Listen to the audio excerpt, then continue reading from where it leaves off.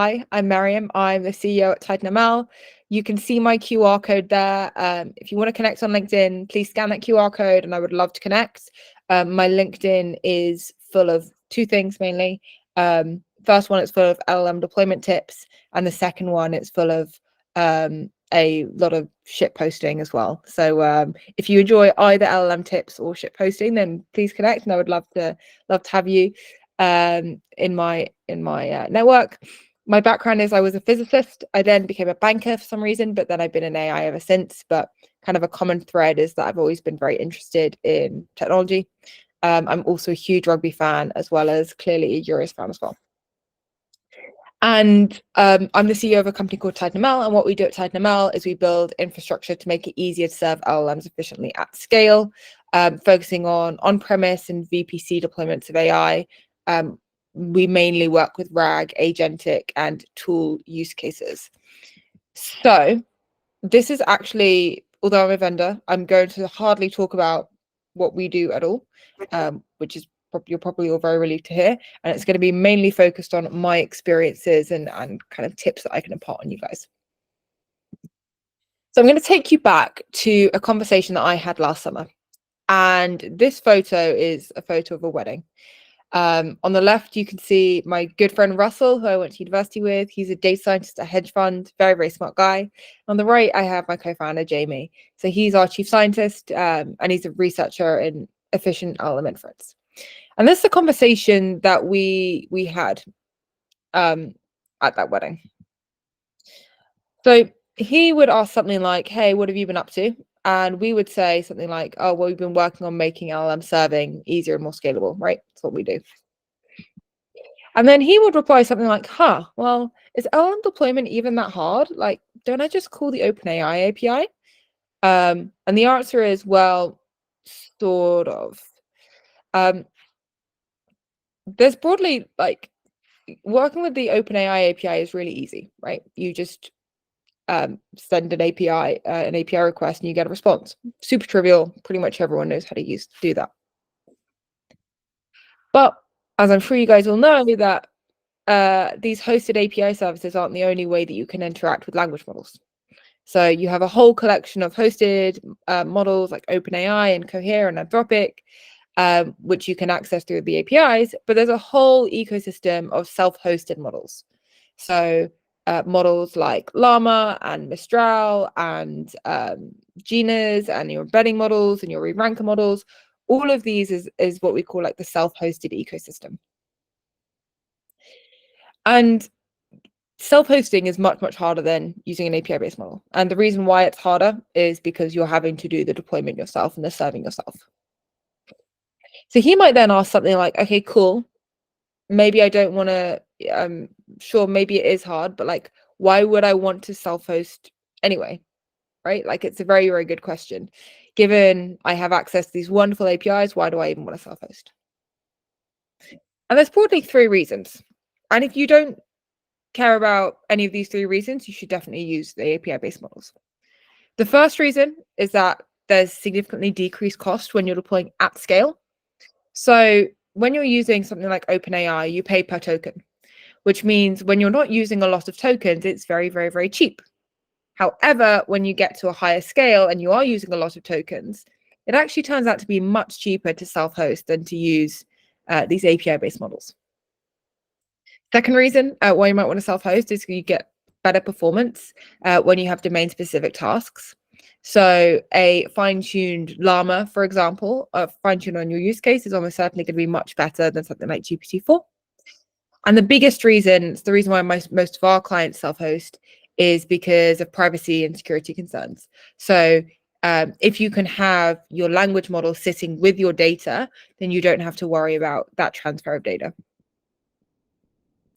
And enterprises really care about self-hosting. They really care about using open source models. So there are three main reasons why enterprises really care. This control aspect, so the fact that you actually have access to the model weights won't change unexpectedly. If OpenAI decides to fire its CEO again, you still have your application, so control is one. Customizability is a second reason. You can actually go in and prune the weights, you can go in and quantize, you can go in and fine tune. You can also do interesting things like function calling and, restricting output so it can only output JSON. You can only do that with self-hosted models. And cost is the third reason, which I talked about before. And I think 82% of enterprises are intending to increase the use of open source and see it as a key part of their AI strategies. So yes, you can use the API-based models, but actually for a lot of use cases, you'll want to at least have the option of using open source models. So he might then say something like, well, I guess my use case, he's in hedge fund, privacy is super important to him. So it makes sense to self-host. But the question then comes is, well, I know I have to self-host, but how much harder can it really be than using the OpenAI API? And the answer is it's actually much, much harder.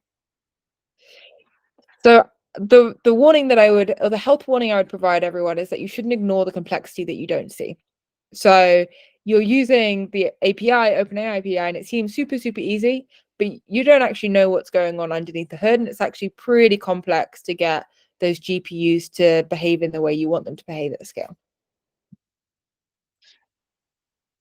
But you might say, how different is it to like deploying machine learning models, right? Like, I'm still deploying machine learning models all the time. How much harder can it really be? And there's broadly three reasons why it's much harder to deploy LLMs than machine learning models. First reason is that the models are very large. The second reason is that GPUs are very expensive. So deploying them badly is a big issue. And the third reason is the field is evolving very, very, very quickly. We're getting new models out all of the time. So being able to build your infrastructure in a way that can support those new models is not easy. So he'll then say something, and this last bit is hypothetical. Well, that does sound really tricky. What can I do about it? Is there something I can do to make this easier? And luckily, I have a couple tips to make LLM deployment less painful. And the rest of my talk will be going through 7 tips on how we can make LLM deployment less painful based on our experiences. So the first tip that I always give to our clients is that before you go about designing, before you go about building, before you go about deploying, you really need to know your deployment boundaries. So if you spend a lot of time thinking about your deployment requirements, it's going to make everything else much easier and everything else much simpler. So everyone has deployment requirements. There are latency requirements. Are you a real-time application? Are you the kind of thing that I can batch and run overnight? Does it need to take a fraction of a second, or can it take 30 seconds? That's your latency requirements. I then have my expected load. So am I expecting to serve one user an hour, or am I serving 1 million users an hour, right? Like that's very, very different deployment requirements. You'll build your application in a different way. And then you also have your hardware availability. What kind of budget do I have? Do I have an unlimited budget? Do I have to deploy it for example, my MacBook? Do I have to deploy it on an on-prem data center? All of these things are things that you really, really need to know. And given that you know your deployment boundaries, it makes all of the trade-offs you need to make down the road really transparent. And it's much easier to actually make that trade-offs when you really know why you're making them. So before you set out building, before you set out deploying, understand your deployment requirements. What kind of application are you building? The second piece of advice that I would provide is that you should pretty much always quantize your models if you're self-hosting. So bit of background on what quantization is for those of you who've only interacted with API-based models. Essentially, quantization is when you reduce the precision of the weights or of other parts of the model. So it essentially reduces the memory requirement that you need for the model, which means you can deploy it on smaller hardware, which is really handy. And the reason why we suggest to always quantize is because of this paper, and also from our own experience.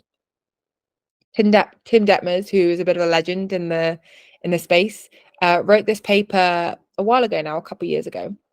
And in this paper, he showed that for a fixed resource budget, so for a fixed number of model bits, the accuracy that you would get for that fixed size is highest when models have been quantized down to 4 bits.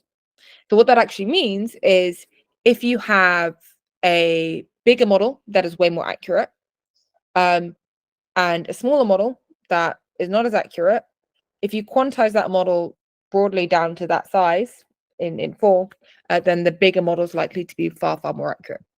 So if I zoom in on kind of the key results from that paper, if I take a fixed resource size, so if I, for example, like take here, this line here, so you can see my yellow line is the one on top. That's the one that's 4-bit quantized.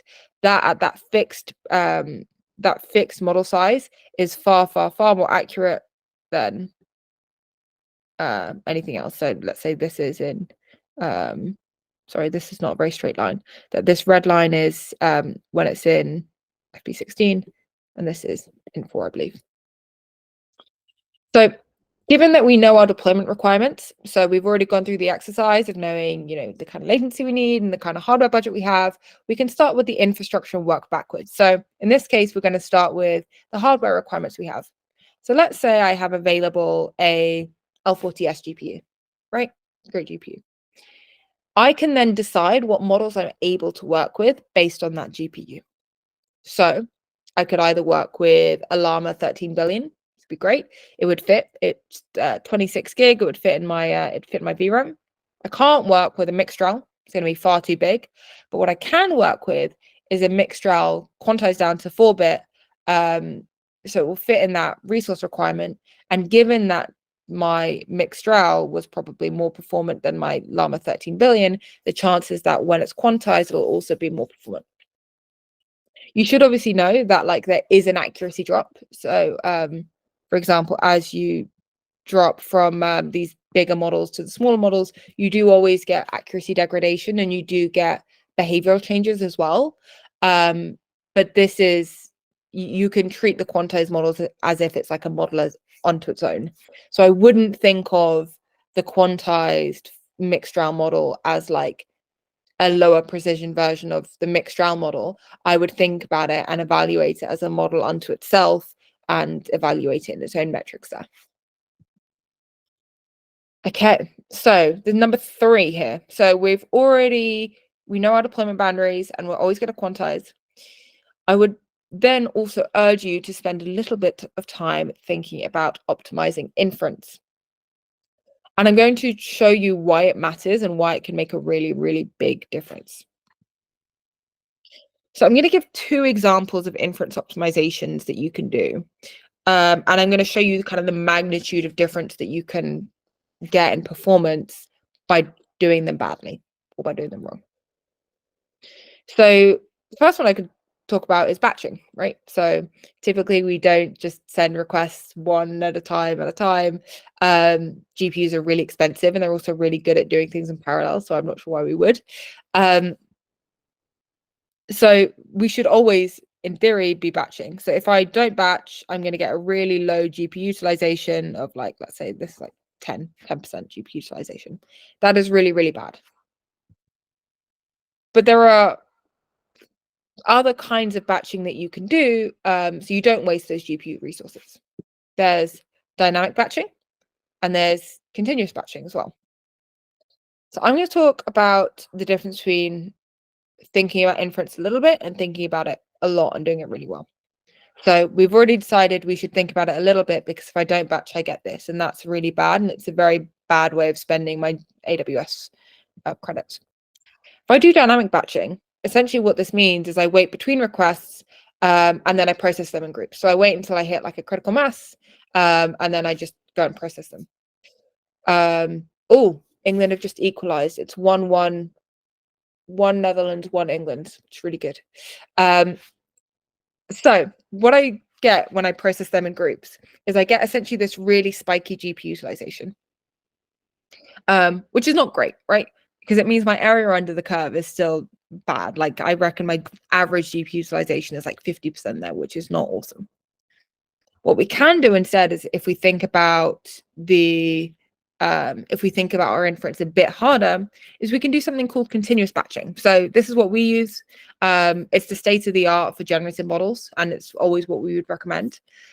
So what this means is you let incoming requests interrupt in-flight requests in order to keep that utilization really, really high. So we end up here with utilization between like 90% and 75%. So compare that with go England. Compare that with our no batching strategy. That's like a 5x difference in GPU utilization, which is enormous. So yes, think about your inference optimization methods. I can give you another example of why you should think about your inference methods. And that is through can you explain what incoming requests interrupting in-flight requests is? Yes, I'll do that at the end. Another example of what we can talk about is parallelism strategies. So quite often you want to inference a model that is bigger than the GPU you have. This happens all of the time, and it's happening more and more as models are getting bigger. For example, like when the Llama 3 405 billion comes out, that'll be a really hefty inference job. So if I want to deploy a model, let's say I have a 90 gigabyte model here, and my GPUs are only 40 gig, then I need to figure out a way that I can get this model onto these GPUs. I mean, the easiest thing I could do is not to do any parallelism at all, but then I wouldn't actually get the model inferencing. So we can do, and what is like traditionally done is something called layer splitting, which is when we split the model. So if you have, let's say I have a model and it's got like a bunch of layers, I can split the model layer by layer. So I put like the first couple layers on one GPU, the second couple layers on the second GPU, the third couple layers on the third GPU. And you might be able to tell that this is not an incredibly smart thing to do. And the reason why it's not incredibly smart is because my GPU is idle for all of the times that I'm not processing that particular layer, which is really bad. So I have at any one time only one GPU active, but I'm paying for all of them, right? Which is not good. GPUs being idle is like the cardinal sin of inference. And this layer splitting method is what's done in the Hugging Face Accelerate library. So it's quite a common way of doing multi-GPU inference. A better way to go is to do something called tensor parallel. So this is what we do in our product. So instead of splitting layer by layer, you can split essentially lengthwise. So you get much, much faster inference and you don't get any wasted GPU time. So it's definitely something that you should do. So if I compare the two, there's pretty clear which one you would end up picking. So between both the multi-GPU inference that we just talked about and also the batching strategies that we talked about before, if we got like 5x GPU utilization on the first one and 3x GPU utilization on the second one, and there's a bunch more techniques you can layer on top as well if you really want to get into it, you can genuinely create orders of magnitude difference when it comes to the amount that you're spending on inference and how fast your models can be processed as well. Cool. So if I go to the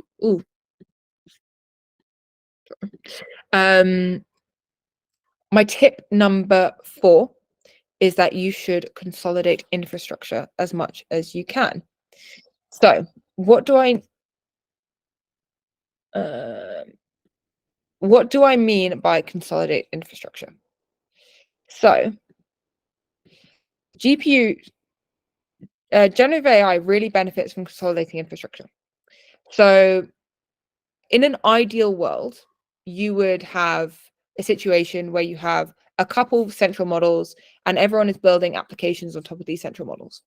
This is essentially what we have with OpenAI, but we don't get with self-hosted models.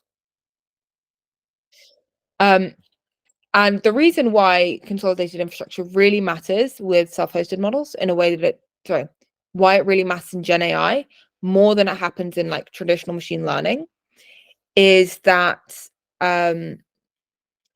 because Gen AI is so much harder to inference and serve, it requires a lot more GPU resources as well. You would rather just do it once and then do it right, rather than have every single team do it independently. You want to get into a situation where the end developer teams are just working with APIs that they can build on top of. And there are some things that you need to bear in mind when you're doing this kind of consolidated infrastructure. So one is that you want to make sure that your inference server is super scalable. Secondly, another very, very useful thing to talk about is having LoRa adaptive support. And then thirdly, you should make sure you can get really, really high utilization of GPUs. So I can give you actually a case study, an example of what we did here. So we have a client called RNL, the wonderful, wonderful client, and they had built a bunch of generative AI applications. So I think when we started, we had 4 different applications built on top of different models. And each of these applications sat on its own GPU. So you had like one app sitting with a Mixtral on a GPU, another app was a RAG app with an embedder sitting on another GPU, etc., etc. Now, this is obviously super inefficient because I'm deploying that Mixtral model like 3 times, and that my GPUs definitely aren't being utilized to like their full capacity. So what we did instead is we consolidated that infrastructure. So we had like a central deployment of these AI models sitting on 2 GPUs, and all of my apps called those various models. So I got much reduced inference cost. I had way higher GPU utilization, and I also had that centralized serving management layer, which just makes everyone's life much, much, much easier.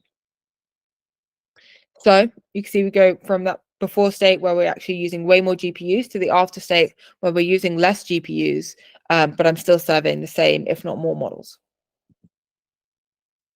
So I can kind of expand this a little bit further. Were there any trade-offs? So for this particular use case, no, and there actually are not trade-offs. And the reason why there weren't trade-offs is because in this situation, sorry, in this situation, not all of the GPUs were being utilized fully. So it's not like we went to a situation where they were being utilized fully and then we consolidated it and then there was kind of like lower latency because I had to wait in a queue. There was actually the spare GPU capacity, so we could just kind of consolidate that down really nicely. And that's why OpenAI, for instance, is really reluctant to give you dedicated instances where you're not sharing GPUs with others because their consolidation of infrastructure makes life a lot easier for them.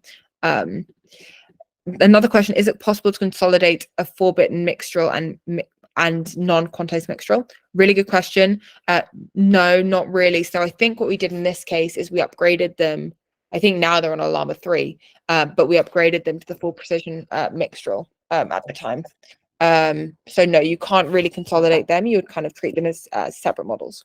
What you can do though, which I haven't mentioned yet, why I slightly mentioned with the LoRa's, is I can deploy one base model and then deploy my fine-tuned LoRa's. So instead of fine-tuning the entire model and serving the entire model a bunch of times, I can just fine-tune a part of them, essentially called the LoRa, and then swap them in and out. So you can do that as well. So you can consolidate fine-tuned models together if they have the same base architecture. Cool. So yeah, so essentially what we can end up with is going from a situation where you have to individually deploy every single model and manage the inference that way, to going to a state where you actually have one central deployment, which is great. Everything is built on top of that. I saw a hand go up, but I'm going to ignore it because I don't know what that means. Ask a question in the chat if you have one. And then all of my inference is consolidated, and also all of my logging and monitoring is consolidated as well, which is very handy. Okay. Um, Tip number 5, I think it is. Build as if you were going to replace the model within 12 months, because you probably will. So we've seen this mistake being made in deployment a couple times, where people really optimize everything that they're doing around one particular model that was state of the art at the time that they built it. It's a really bad idea. So if we think back to what state of the art was just like 1 year ago, it was very, very different. I think 1 year ago, Llama 1 had come out. Llama 2 had just come out. And we're on Llama 3 already, which is better than GPT 3.5. So we're really moving very, very, very quickly. And this was taken when I first did this talk in Q1, but it's massively updated since. The state of the art is continually getting better and better and better. So you really don't want to be building in a way where you're stuck relying on one particular provider, or stuck relying on one particular model type or one particular model architecture. It's just not really a good way to future-proof your applications. Instead, what we would recommend is you developing your applications in such a way that it's very easy for you to switch out different models. So you have like a base container or deployment framework, and you can switch in and out the next model that's coming on the scene. So being able to switch out your Llama 2 for your Llama 3, for example. And enterprises are already starting to do this. So we see it from our clients as well. Most businesses are not relying on just one model provider. They have a number of providers that they work with. Most have 2, 3, 4. And if you're building an application like a RAG application, the chances are you'll have even more than that, because you're dealing with a lot of different model types. So being able to build your applications in a way that is model interoperable is super, super important. So abstraction is good. Focus on building great applications, and don't make bets on the way that AI will evolve, because the chances are you will be wrong. Yep. And so if I go back to this case study we did with, oh, good. We love a Kubernetes question. So if I go back to that case study with RNL, they had a mixed role. We swapped them out for a Llama 3. Actually could downgrade the GPUs they were working on, because the Llama 3 was way better at a much smaller, with a much smaller model. So that was only possible. We did that within about 24 hours of Llama 3 being released. So that was pretty cool. How about deploying LLM apps using Kubernetes? What's your view on the cost and efficiency? Really good question. So it depends on the kind of application that you're expecting to deploy, and what its load looks like. We see a lot of so what we offer is a container, right? Like this containerized inference stack. And we see these horizontally scaled within Kubernetes. So a lot of our clients use Kubernetes to be able to horizontally scale these.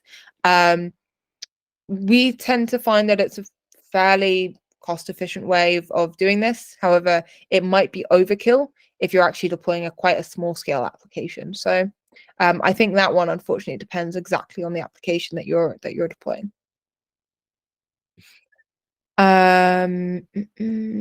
GPUs look expensive. This number 6, I think. So my 6th tip, and the reason I wrote this down is because at the time, a lot of people asked me about, how do I deploy on CPUs?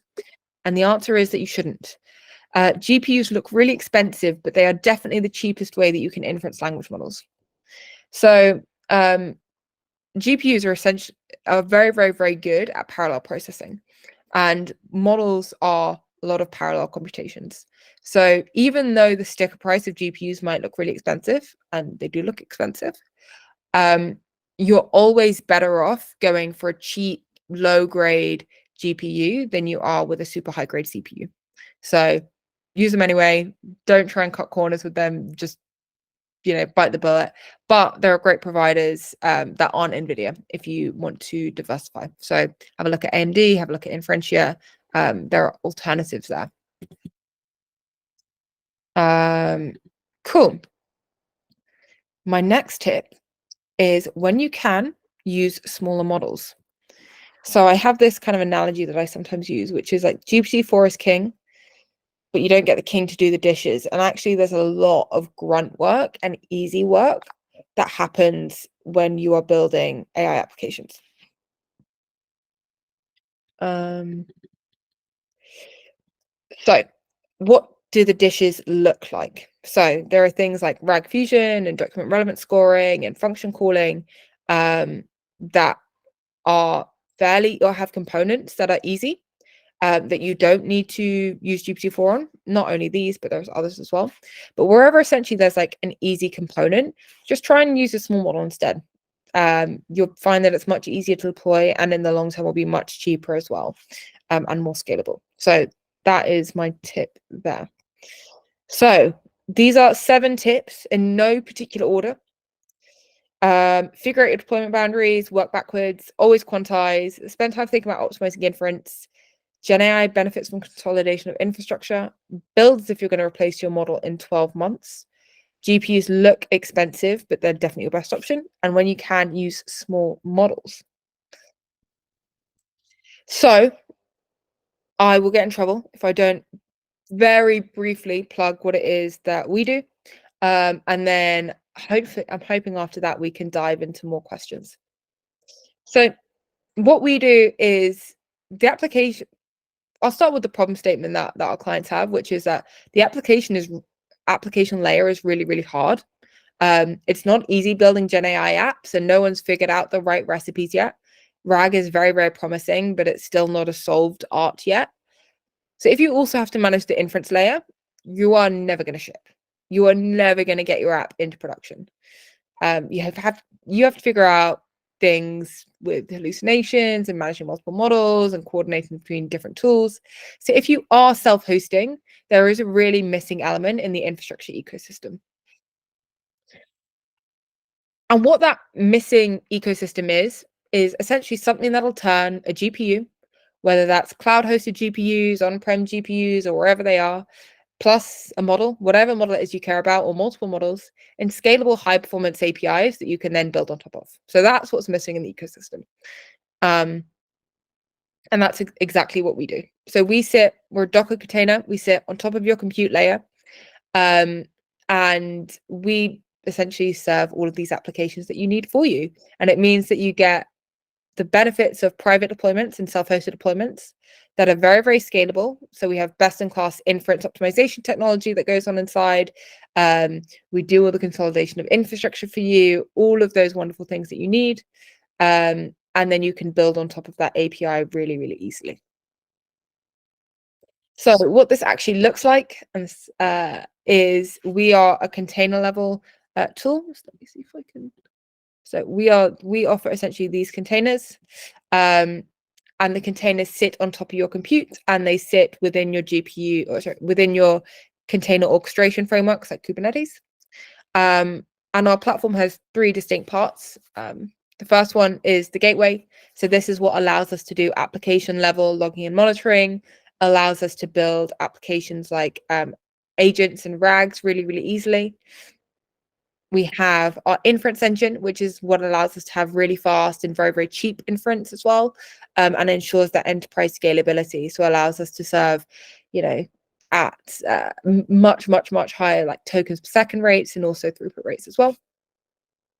And then also we have our takeoff output controller. This is what allows us to ensure model reliability and safety, and also empowers agentic tool use as well.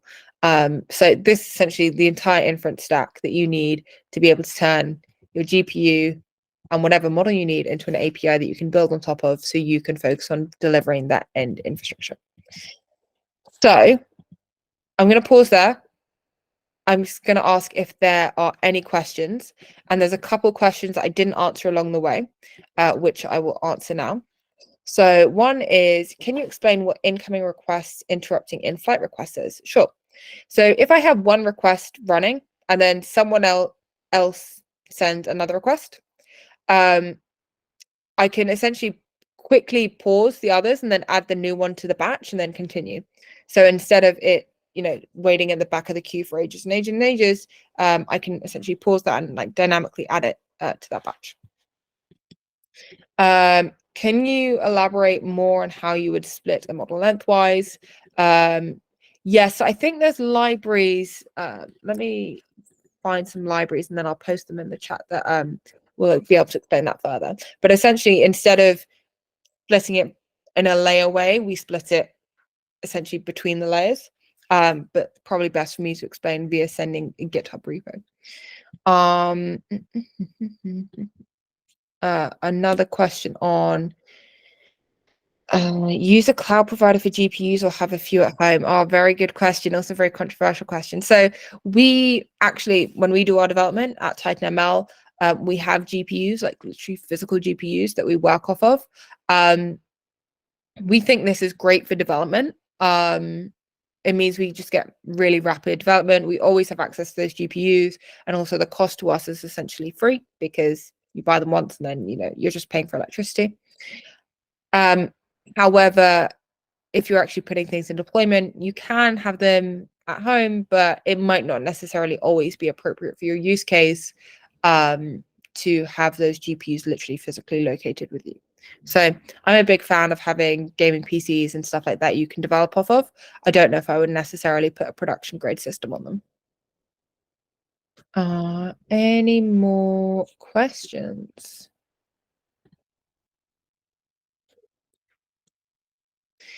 No, well, for anyone wondering, it's currently 1-1 Netherlands, England, which is very exciting actually, because England have not played very exciting rugby the entire tournament. So if they're scoring, that's good.